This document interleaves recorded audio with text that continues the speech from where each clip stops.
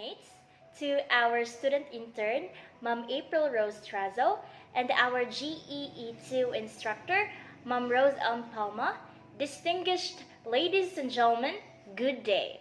I am very much honored to share and give my opinion about how developing countries can achieve a green economy. Green growth and green economy have been defined in numerous ways, although those now adopted by international organizations have many characteristics. Greening growth and transitioning to a greener economy are complicated and diverse. Green growth is a subject of economic policy as well as long-term development policy. It addresses two fundamental imperatives. First is the ongoing inclusive economic growth which developing nations require to decrease poverty and promote welfare and improved environmental management, which is required to address resource scarcity and climate change. The notion of green economy is founded on the economic, environmental, and social foundations of long-term growth.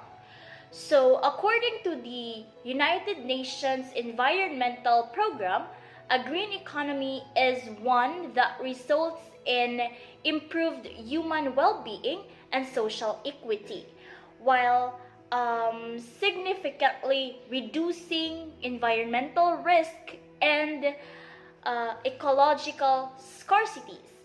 A green economy in its most basic form is one that is low carbon, resource efficient, and socially inclusive. So this indicates that green economies are not founded on a need for sacrifice, but rather on the concept of qualitative growth in which low carbon and environmentally friendly technology are used. And also, there are several instances of large-scale successful projects that boosts growth or productivity, so in a sustainable manner. So China is a fantastic illustration of what a green economy would look like in developed countries. China now spends more in renewable energy than any other country. So in 2020, its entire installed wind renewable energy increased by 64%. So this expansion is being fueled by a national policy that envisions renewable energy as a key market in the near future. So what can a developing countries do to turn things around? So how can we recover from the shock of COVID in such a manner that we leave our children a world in better condition than we found it? So before I respond to that question, let me state this one, that we already know where we need to go. That sustainable development goals provide a roadmap to bold and beautifully vision of our shared future. So a future in which hundreds of millions of people no longer go to bed hungry every day. So poverty no longer affects 1 in every 10 people, and quality in education and lifelong learning opportunities are available to all. So even worse than the pandemic, the triple global crisis of climate change, which are pollution and biodiversity loss, possess an even larger existential threat to life to Earth.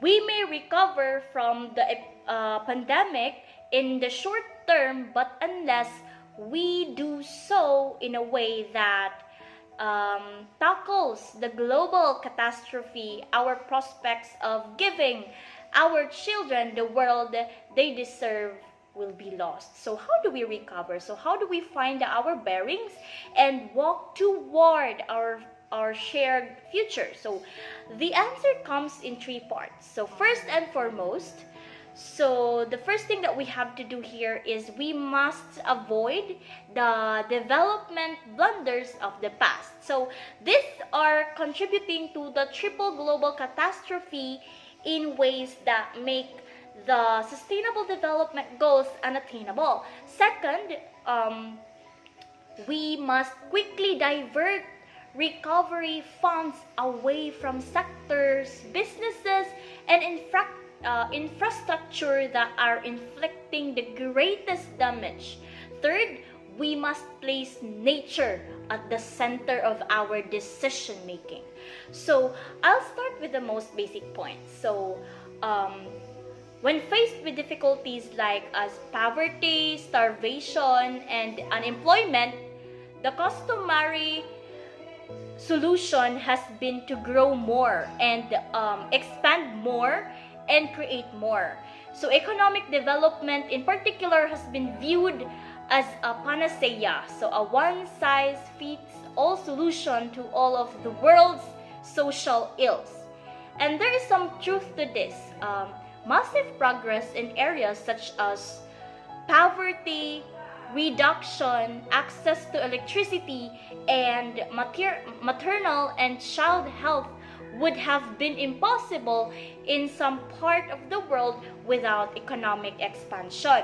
So healthy ecosystem also provide us a vast number of vital benefits to people. So first, crop pollination, water filtration, medicine, flood and storm protection, disease prevention, food and fuel, to name just a few. So regenerating and protecting these life-sustaining ecosystem through nature-positive food production, for example, can alleviate that one. So as a result, we have arrived to a fork in the road. So the pathways ahead of us are crystal plain.